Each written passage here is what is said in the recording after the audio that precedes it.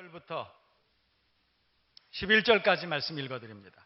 헤로드 왕 때 예수께서 유다 베들레헴에서 나심에 동방에서부터 박사들이 예루살렘에 이르러 말하되 유대인의 왕으로 나시니가 어디 계시냐? 우리가 동방에서 그의 별을 보고 그에게 경배하러 왔노라 하니 헤로드 왕과 온 예루살렘이 듣고 소동한지라. 왕이 모든 대제사장과 백성의 서기관들을 모아 그리스도가 어디서 나겠느냐 물으니 이르되 유대 베들레헴이오니 이는 선지자로 이렇게 기록된 바 또 유대 땅 베들레헴아 너는 유대 고을 중에서 가장 작지 아니하도다. 내게서 한 다스리는 자가 나와서 내 백성 이스라엘의 목자가 되리라 하였음이니이다. 이에 헤롯이 가만히 박사들을 불러 별이 나타난 때를 자세히 묻고 베들레헴으로 보내며 이르되 가서 아기에 대하여 자세히 알아보고 찾거든 내게 구하여 나도 가서 그에게 경배하게 하라. 박사들이 왕의 말을 듣고 갈새 동방에서 보던 그 별이 문득 앞서 인도하여 가다가 아기 있는 곳 위에 머물러 서 있는지라. 그들이 별을 보고 매우 크게 기뻐하더라. 집에 들어가 아기와 그의 어머니 마리아가 함께 있는 것을 보고 엎드려 아기께 경배하고 보배합을 열어 황금과 유향과 몰약을 예물로 드리니라. 아멘. 우리 자료 화면을 함께 먼저 한번 보실까요?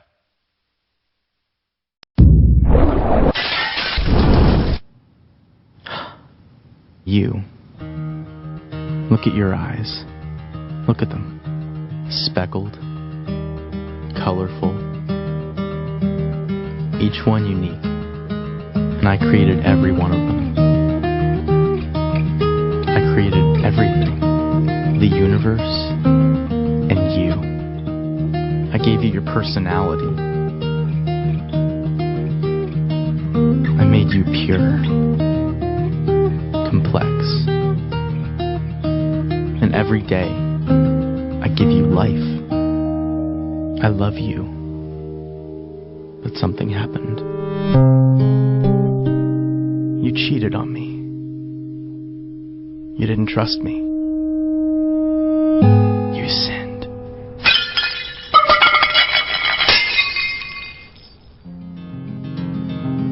You cut yourself off from me. And although you're still alive, you were slowly dying. So you looked for other things.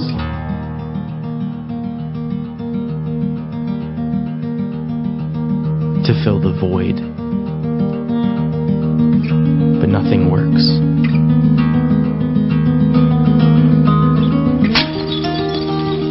It just kills you faster. And it separates us more and more.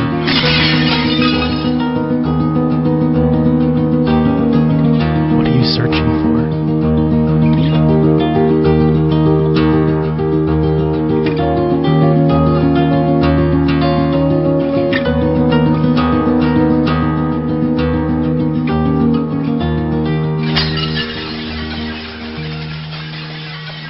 I don't want you to die. I created you, not to be destroyed, but to know me. So I became one of you, a fragile creation. I was tempted, but I never sinned. I came to save you. You have so many sins. And they have a cost. Someone has to die. You or me. So I took on your sin and traded in my life for yours. And I died in your place. Because I love you. Then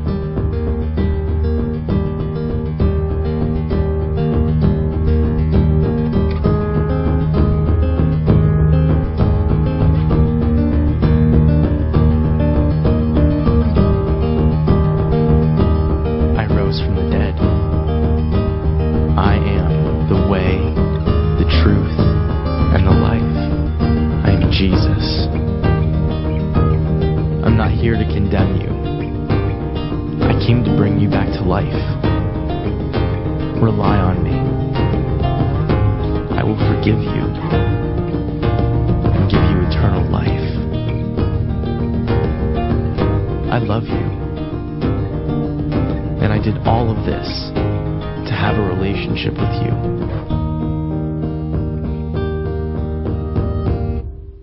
Will you follow me? 각성제를 먹고 또 마약에 취하고 그래도 안 되죠.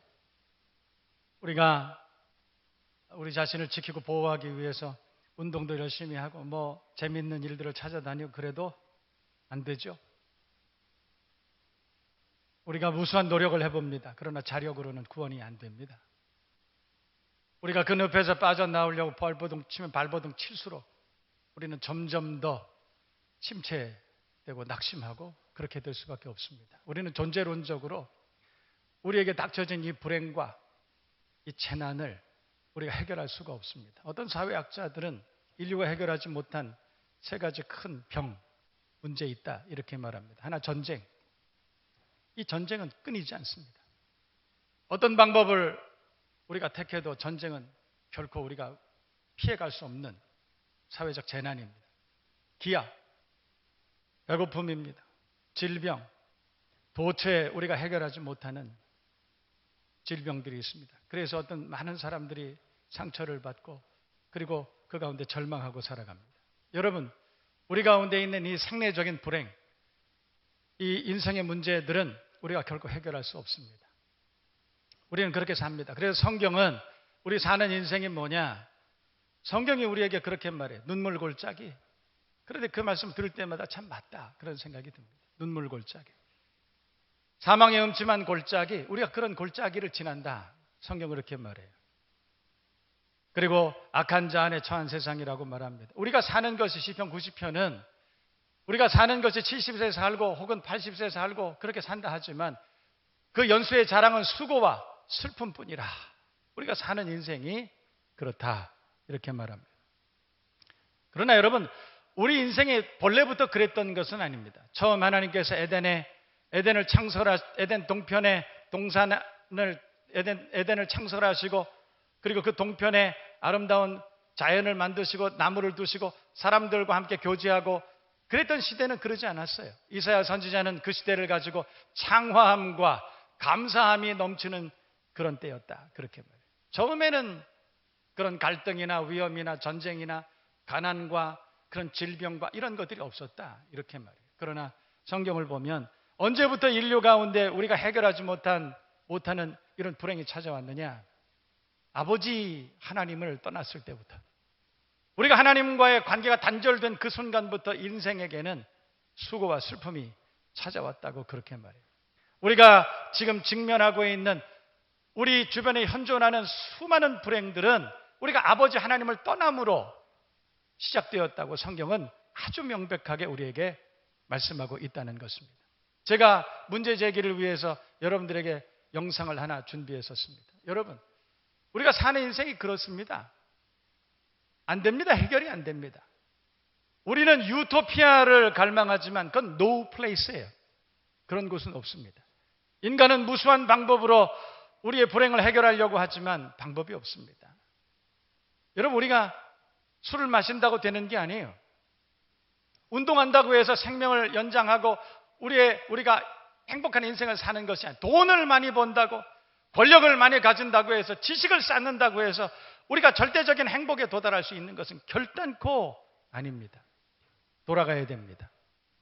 하나님 우리 아버지께 돌아가는 방법 이외에는 다른 방법이 없습니다. 우리 하나님께서는 아들 예수 그리스도를 이 땅에 보내주시고 다른 이로서는 구원을 얻을 수 없나니 천하 인간의 구원을 얻을 만한 다른 이름을 우리에게 주신 적이 없다 분명히 말씀하고 있어요. 그래서 예수께서는 내가 곧 길이요 진리요 생명이니 나로 말미암지 않고는 아버지께로 올 자가 없다.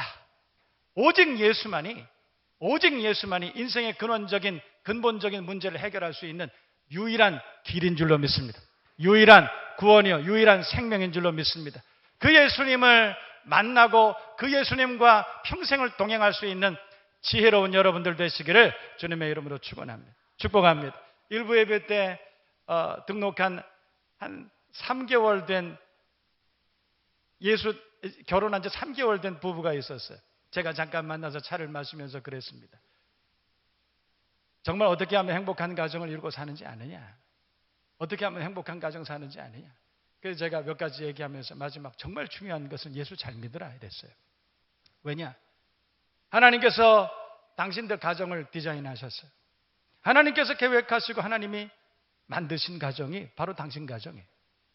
그러면 이따 보면 문제가 있을 수 있지. 10년, 20년 자동차 타다 보면 문제 생길 수 있지 않습니까? 우리가 살다 보면 문제 있을 수 있습니다. 그때 엉뚱한 데 가서 고쳐달라 하지 말고 그 자동차를 디자인한 분한테 찾아가면 금방 안다. 가정을 계획하신 분이, 가정을 만드시고 세우신 분이, 지금도 지켜봐 주시고 동행하시는 분이 하나님이시라. 그래서 행복한 가정 되려면 주님께 돌아가라. 예수 잘 믿으라 그랬어요. 그랬더니 신랑이 처음 예수 믿는데 정말 예수 잘 믿겠다고 나랑 꼭 약속하고 갔습니다. 할렐루야. 예수 잘 믿는 거예요. 하나님 우리 아버지께로 돌아가는 것입니다. 우리가 가지고 있는 본래적인, 우리가 가지고 있는 존재론적인 이 불행과 좌절과 절망, 두려움, 이 문제를 해결하기 위해서 우리가 수단, 방법을 우리가 선택하지만 해결이 안 돼요. 주님께로 돌아와야 돼. 할렐루야. 예수 잘 믿는 여러분 되기를 주님의 이름으로 축복합니다. 우리가 우리 인생의 문제를 해결할 수 없음을 아시고 예수께서 이 땅에 2000년 전 오셨어요. 하나님께서 도성인신, 성육신 하신 사건이 바로 성탄절이라 이 말입니다. 수많은 탕자들은 자기가 가진 모든 재산을 다 잃어버리기까지 예수께서 그리스도이신지 잘 몰라요. 이 땅을 살아가고 있는 권력을 가진 탕자들은 그 권력이 어느 날 아침에 다 무너지고 감옥에 들어가서 그때 깨달아요. 아, 인생의 주인은 주님이셨구나. 이 땅에 얼마나 많은 그런 탕자들이 사는지 모릅니다. 하나님 우리 아버지께서 얼마나 우리를 사랑하시는지, 그 아들 예수를 믿음으로 구원을 얻게 된다는 이 사실 자체를 알지 못해. 그래서 기독교 신앙을 문화로 생각을 합니다. 자기가 가지고 있는 수많은 문화 중에 그래도 좀 고급 문화라고 생각을 해요. 아니, 여러분, 예수를 믿는 것은 문화가 아닙니다. 그것은 생존의 문제예요. 선택의 문제가 아니라 이것은 생존의 문제인 거예요. 예수 믿어야 사는 것입니다. 예수 믿어야 복 있는 인생을 살게 되는 줄로 믿습니다. 노력하지 말고, 딴 노력하지 말고 진짜 예수 잘 믿는 여러분 될 수 있기를 주님의 이름으로 축복합니다. 오늘 성탄절이, 여러분 성탄절은 2000년 전 예수께서 우리의 모든 절망과 불행과 두려움과 우리의 모든 사회적인 문제들과 우리가 가진 모든 악을 해결해 주시기 위해서 이 땅에 오신 날. 그래서 그 날은 엄청난 감사와 기쁨의 날. 그래서 우리는 매년 12월 25일을 기해서 그 주님이 이 땅에 오셔서 우리를 구원하신 그것을 감사하고 감격하고 되새겨보고 그 주님 앞에 경배와 찬양을 드리는 날로 결정을 하고, 그리고 지금까지 기독교 2000년사 지금까지 우리가 예배를 드리고 있는 것입니다. 그런데 그 성탄절의 의미가 많이 되색되고 있습니다. 여러분, 주일학교 아이들, 오늘 우리 교회만 해도 우리 유치부 성가대가 와서 아까 찬양을 하는데 얼마나 이쁜지 몰라요. 그 아이들이 다 성가대복을 입고 하나님 앞에 찬양하는 그 모습이 천사 같아요. 그런데 여러분, 이렇게 예배 드리는 어린 아이들도 있지만 세상에 수많은 아이들이 성탄절, 그것이 그리스도께서 이 땅에 오신 날이라는 걸 까맣게 알지 못하고 살아갑니다. 아이들에게 물어봅니다. 성탄절 누구 생일이야? 성탄절이 무슨 날이야? 그러면 성탄절은 산타 할아버지 생일이에요. 성탄절은 선물 받는 날입니다. 아이들에게 성탄절은 구원의 날이고 기쁨의 날이고 그리고 경배의 날이라는 것을 아무도 가르치는 사람이 없습니다. 그날은 선물 받는 날이에요. 어른들에게 물어봅니다. 성탄절 무슨 날이에요? 휴일이에요. 그날은 노는 날이에요. 가족들끼리 놀러 가는 날, 이 날이 성탄절이에요. 그래서 저는 참 안타깝게 생각하는 것 중에 하나가, 여러분 11월 말쯤 되면 온 동네가 네온사인이 반짝거리고 징글벨, 고요한 밤, 캐롤이 막 넘쳐납니다. 음식점에서 또 다른 세상의 많은 곳에서. 그래서 네온사인을 켜고 그날을 막 그렇게 요란스럽게 지나가요. 교회는 조용합니다. 교회는 조용합니다. 그 주님께서 오신 그날을 기억하고 감사하고 기다리고 하나님 앞에 예배하고 뜨겁게 감사를 올리는 그런 예배가 있는 것이 교회가 조용합니다. 이따 하더라도 그날 무슨 날이야? 선물 받는 날, 노는 날이에요. 여러분, 성탄절의 의미가 왜곡되고 희석되고 많은 사람들이 성탄절의 의미를 알지 못하고 그렇게 지나간다면 누가 박수 칠까요? 저는 작년에 그 일이 지금도 생각납니다. 미국의 대통령 내외가 백악관 앞에다가 대형 성탄절 트리를 만들어 놓고 점등식을 하는데 그 부부가 그렇게 울어. 대통령 부부가 점등식을 하면서 메리 크리스마스 아닙니까? 그리스도가 탄생하신 날 크리스마스 아닙니까? 그리스도의 날 아니에요. 메리 크리스마스예요. 즐거운 그리스도가 탄생하신 날 아닙니까? 그런데 울어요. 대통령 부부가. 왜 우나 나중에 알고 봤더니, 여러분 미국에서는 메리 크리스마스 잘못하면 큰일 나는 거 아세요? 왜 그날이 예수께서 그리스도가 되신 날이냐? 왜 예수가 구원자냐? 그래서 종교 차별한다. 미국 안에는 무슬림도 있고 다른 종교들도 있고 한데 왜 그날이 예수가 탄생한 날을 왜 기쁘냐? 그래서 메리 크리스마스 하지 말라는 거예요. 법으로 통과됐어요. 그래서 그날 어떻게 하느냐? 해피 홀리데이예요. 그날 만났을 때 서로 인사할 때 해피 홀리데이.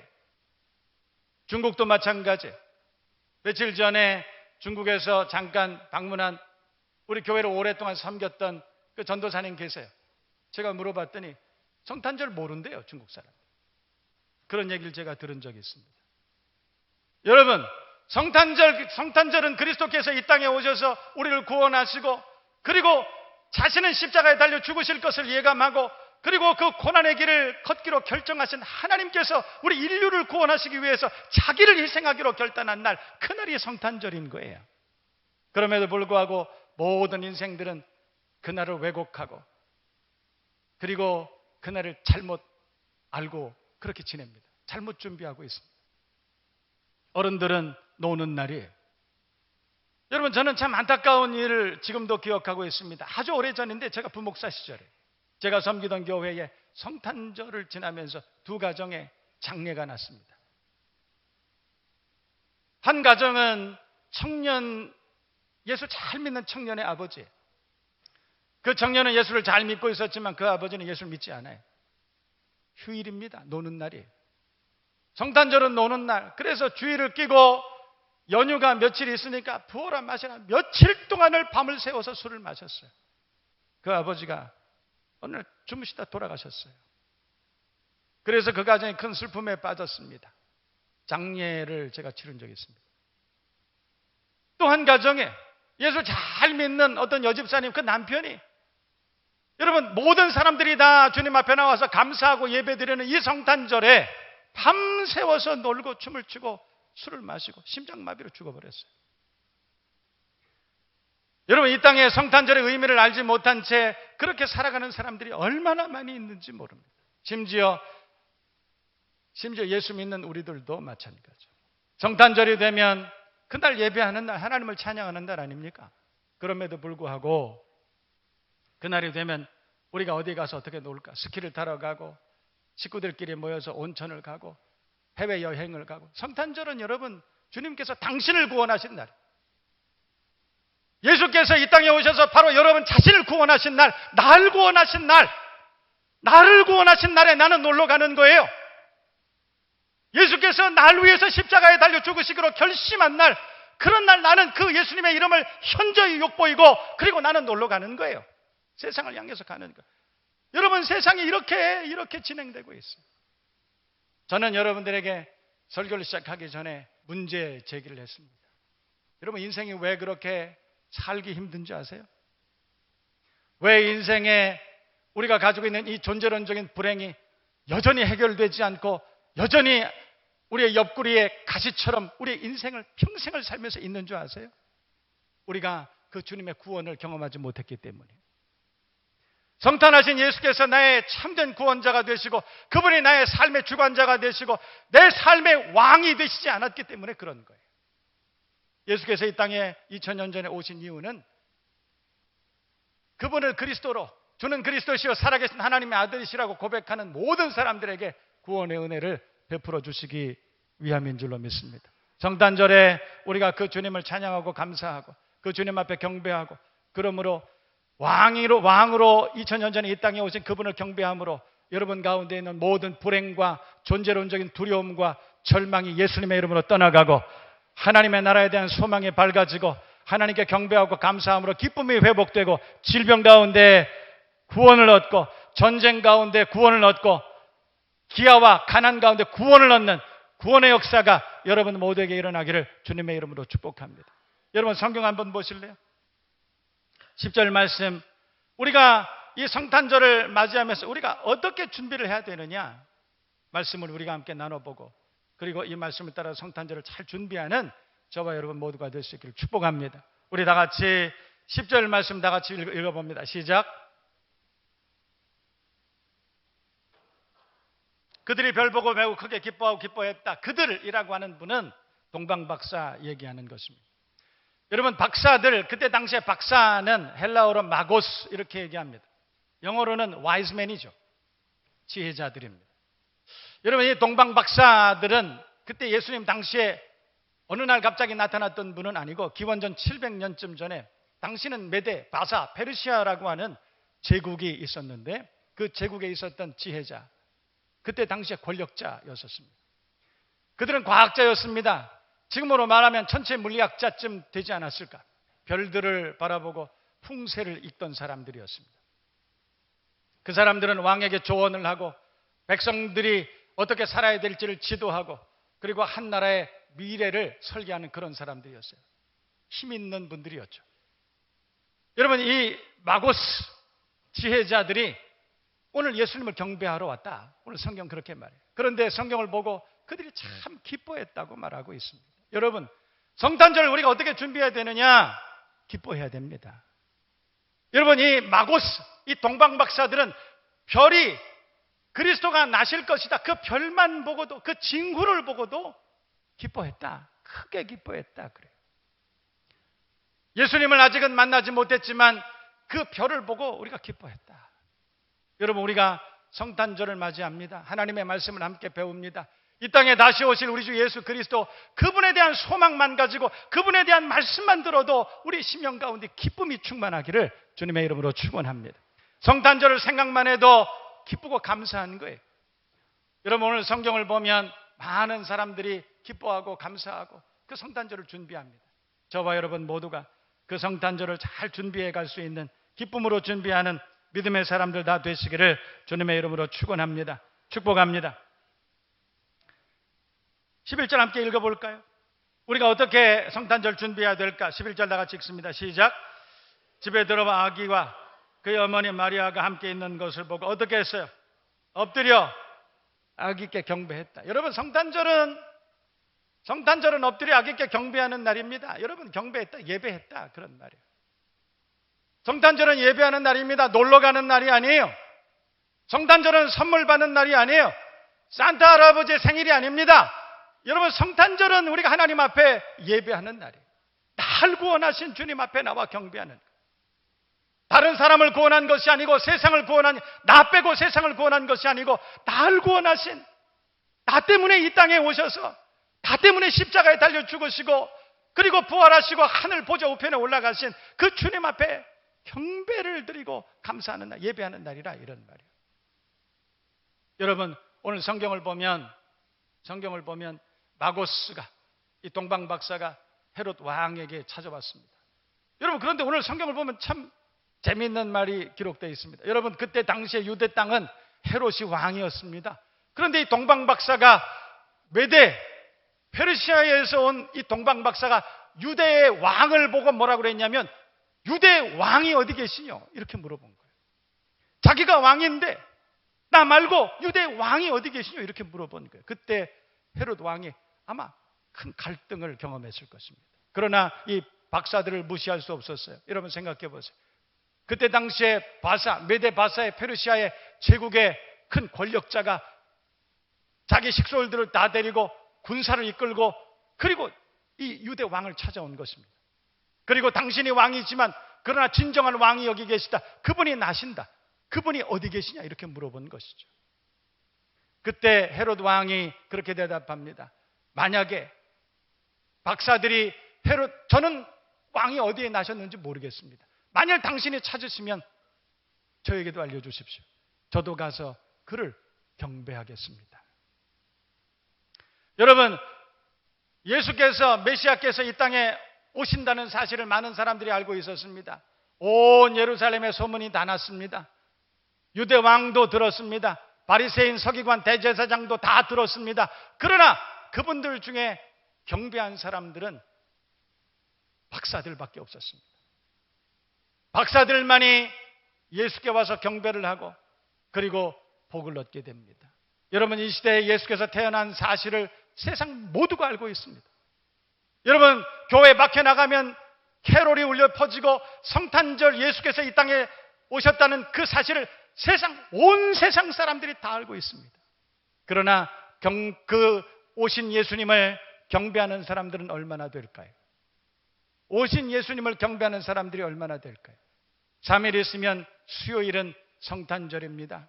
여러분, 성탄절은 예배하는 날이에요. 성탄절 무슨 날이에요? 예배하는 날이에요. 성탄절은 노는 날 아닙니다. 성탄절은 들로 산으로 그렇게 가는 날이 아니에요. 하나님 앞에 예배하는 날이에요.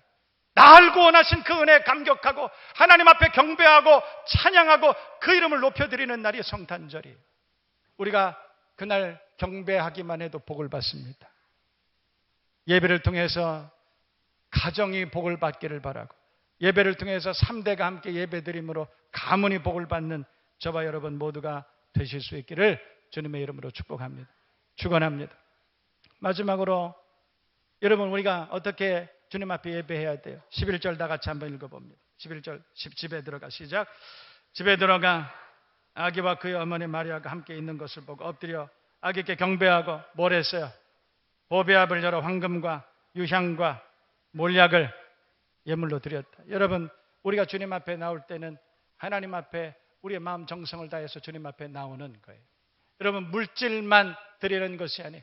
여러분, 성탄절은 우리가 그 하나님 앞에 그 은혜에 감격하고 그리고 하나님 앞에 우리의 온 마음과 뜻과 정성을 하나님 앞에 헌신하는 날이에요.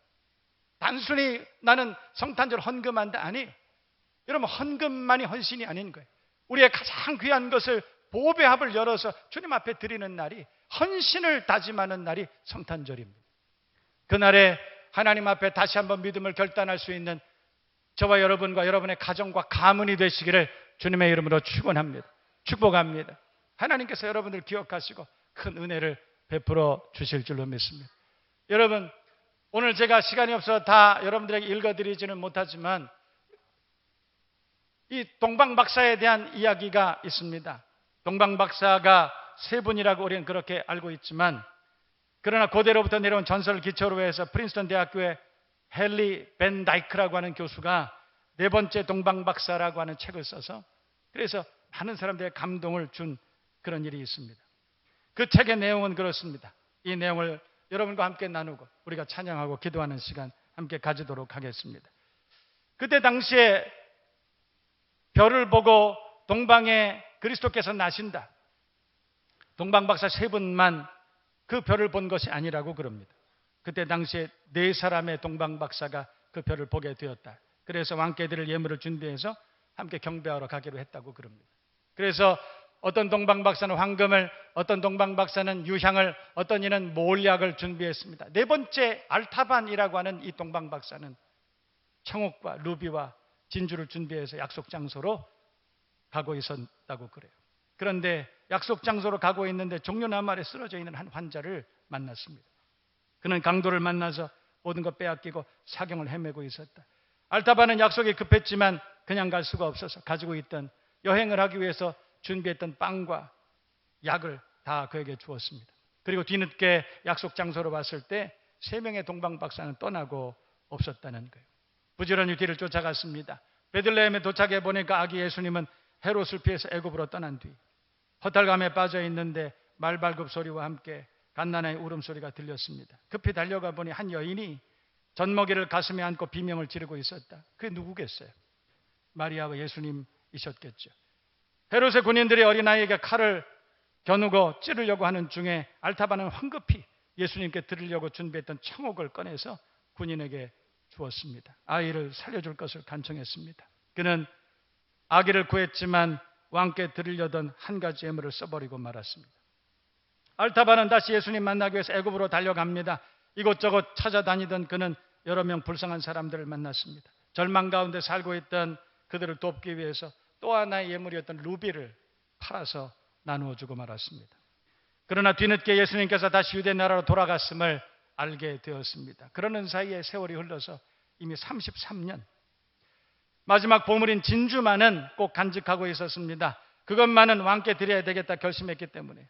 그래서 알타바는 다시 예루살렘에 돌아와 왕을 찾았습니다. 그런데 그가 그토록 애타게 찾던 왕 예수께서 십자가에 달려 돌아가신다는 소식을 들었습니다. 그래서 정신없이 골고다 언덕으로 달려갔습니다. 그런데 그 앞에 한 소녀가 채찍을 맞으며 노예로 끌려가 비명소리를 듣게 됐습니다. 그는 자기도 모르게 왕께 바치려고 했던 또 하나의 예물인 진주를 그 병사에게 주고 소녀의 목숨을 구했습니다. 왕께 드릴 예물을 다 써버렸습니다. 알타바는 예수님의 처형과 함께 지진이 일어나는 그때 무너져 내린 집더미에 깔려 죽게 되었습니다. 모든 것이 수포로 돌아가는구나 안타까움 속에 죽어가는 알타반에게 어디선가 은은한 음성이 들려왔습니다. 내 아버지께 복을 받을 자들아, 나와 창세로부터 너희를 위하여 예비된 나라를 상속하라. 그 소리를 들은 알타반이 대답했습니다. 주님, 제가 언제 굶주린 당신에게 먹을 것 드렸습니까? 언제 제가 목마른 당신에게 마실 것 드렸습니까?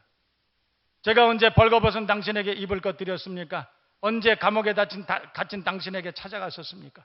저는 33년 동안 당신을 찾아다녔습니다. 하지만 당신의 얼굴을 본 적도 없고 섬겨드린 적도 없습니다. 나의 왕이시여.